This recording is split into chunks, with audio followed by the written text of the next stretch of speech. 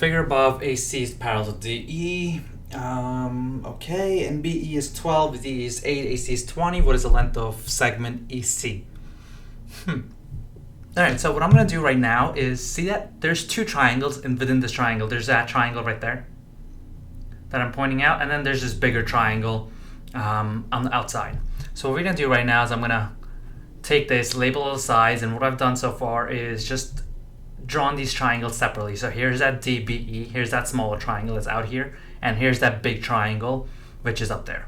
So I'll get to these triangles in just a bit. For now, let's label the sides that the problem gives me. So it tells me that BE equals 12, okay? So BE equals 12. DE equals 8, okay?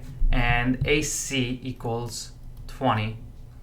And the question is saying what's the length of EC. So that's really all the sides that it's giving me. Now let's try to separate these out. 12, and that's 8, and that's 20. Right? And see that angle right there and that angle right there? If these are within the triangle and DE and AC are parallel, which tells me that that's a straight line, that's a straight line, that tells me that these two angles are going to be the same, which implies that these are similar triangles. So this angle and this angle are the same, which means that these are similar triangles. So what I can do here is set a proportion. So this side matches up with that side, DE matches up with that side. So this is what we're going to do. We're going to do 12 over 8 equals, now 12 matches up with this side right here, right? Now let's solve for that question mark. Let's call that X over 20. So 12, the top, the sides match up, and the bottom, the sides match up. And let's solve for X. So 8 times X, cross multiply here. 8X equals 20 times 12. 2 times 12 is 24. So add that 0 to 40. And divide both sides by 8.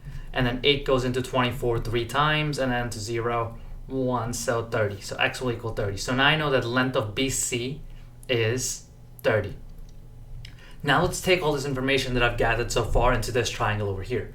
I just figured out the length of BC was 30, right? And the length of BE, the problem told me was 12.